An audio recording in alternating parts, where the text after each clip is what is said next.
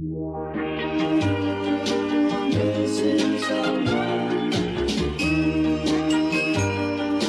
Missing someone. Missing someone. What's up, everybody? It's Chad coming to you from the Leaf today. Hey, I have a question for you. I'm working on a couple videos for this channel.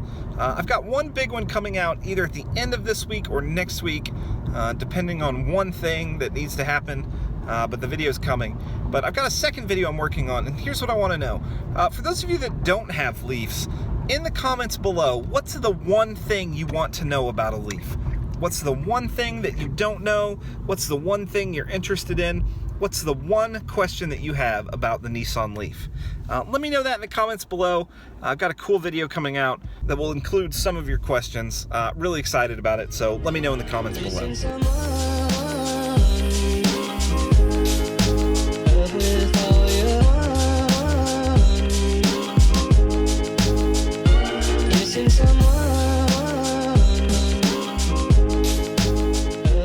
What's nice is that I think I've finally become comfortable driving the Leaf the same way that I drove my previous car. I think the newness of it is worn off to me now, and I'm just kind of, it's just my car. It's just the car I drive every day, or when I can and don't have to drive the Honda. Yeah, it's kind of, I've noticed in the past few days that I don't think about it anymore when I jump in it on the weekends to go somewhere, or when I go to lunch and I think, oh, you know, I can't drive there, I need the battery. I don't have those thoughts anymore. I just kind of jump in and go and know that it's going to be okay. I think I'm used to the distances I drive, and I'm comfortable now. I mean, I've always been comfortable driving it, but now I know that it's going to work out for everything. The way I drive it is fine. It truly is the perfect everyday car for me. Now that I've said that, I'm going to have some weird thing where I'm going to run out of battery someday, so look forward to that on this channel, I guess. The play-in games for the NCAA tournament start today. I don't know about y'all, but bracket filling out season is my favorite sports season. That's not necessarily true. I do really get a kick out of the whole concept of the NCAA tournament for basketball and the whole bracket thing. People don't pay attention to college basketball all year, and then March Madness hits and they're like, oh yeah, college basketball, woo, when really all they care about is filling out a piece of paper and competing with their friends and gambling. So my personal favorite teams are not in the NCAA tournament, although the University of Illinois, who is probably my favorite team, they're in the NIT. They play tonight. By the time you see this video, it will be over, and I will either be happy or sad. For me in the tournament, I got Duke. I got Duke going all the way. I do like Duke a lot, but I kind of also pretend to not like them. I was mentioning last night to my wife that I'm just giving in. I'm just going to be a Duke fan now and pony up and buy a hat probably. I don't know. But I've always liked Duke. I've always followed Duke, and outside of the University of Illinois, they really tend to be the big school that I care about. I'm an Indiana State University Sycamores fan. Go Sycamores, go Larry Bird. That's where I went to school, so I do follow my alma mater's basketball team. Unfortunately, we have Wichita State in our conference, and they win everything. So who do you guys got in the basketball tournament? Let me know in the comments down below, and we'll see we'll see who's the smartest come the end of the tournament, come April.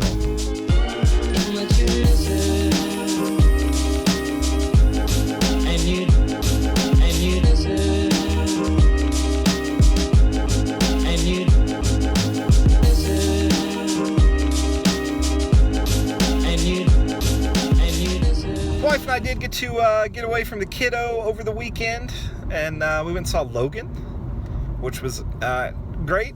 I'm a big comic book movie fan. I'm sure there's other videos on this channel where I talk about comic book movies. But Logan, if you've seen Logan, comment down below and let me know what you thought of it.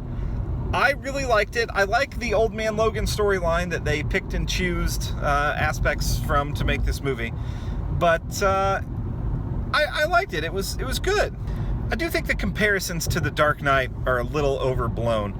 Yeah, it's a comic book movie that's fairly dark, but also fairly realistic and emotional. but it doesn't hold up to The Dark Knight in terms of quality. Logan's really good. It's also like 20 minutes too long, and it's got some issues here and there, but the story's really well done, the acting's really well done, the little girl's phenomenal. Sort of the punchline of her performance works out really well in the end. If you've seen it, you know what I'm talking about, but she's great. I hope to see more from her. The only issue with her being in more X-Men movies would be that they would have to be set in the future. The one thing that I think they did really well in that movie is I think that normally in a movie like that you would want to show everything. So there's this concept in the movie, the Westchester incident. I think any other comic book movie, you would have to show that 2 or 3 times to prove your point.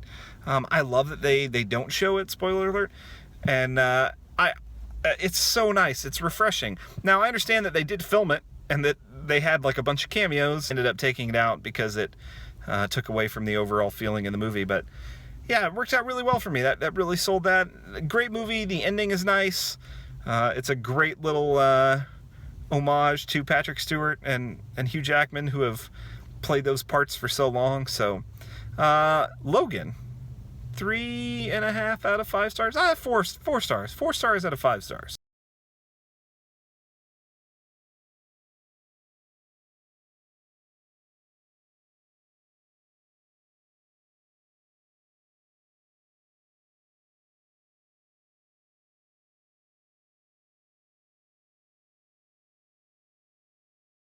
It's amazing to think that last night I had my first football practice of the year. I coach youth football, flag football, and the spring season is coming up. We do a spring season. It's actually 2 leagues, 1 league in the fall, 1 league in the spring. Spring a little bit more fun than fall. First practice last night. It was cold here in Texas and it was windy, so it was kind of a miserable experience. Some of the same kids that I had on my team in the fall, some new kids. But yeah, it's hard to think that, it's hard to believe that it's time for football already and that we don't get much time to practice for the spring league. We get a couple practices before the games start.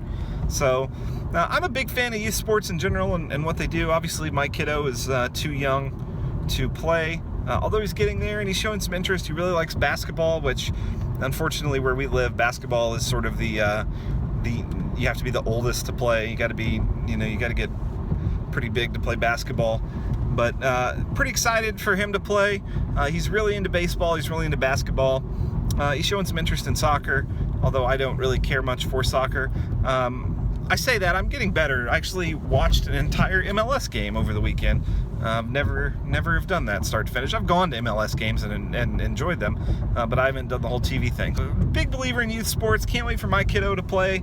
But yeah, coach flag football, so looking forward to that. I'd really like to get into coaching baseball, so I'm hoping that my son gets into that. Lots of stuff going on around here. And you did it right from the start.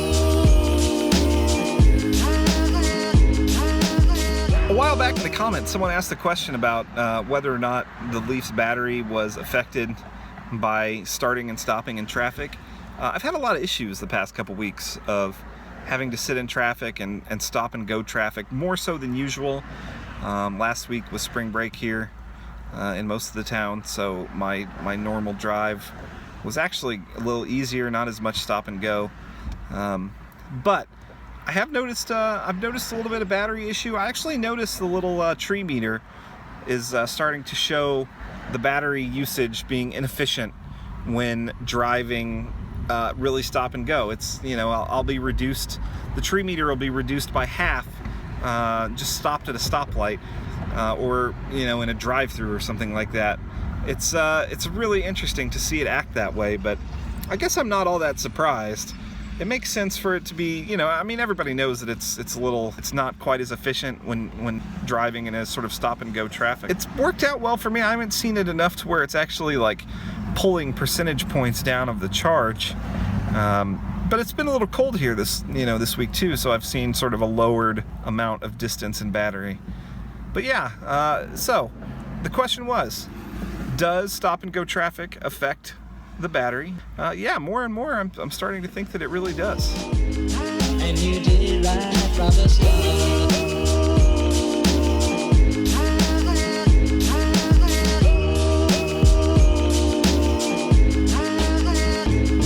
missing someone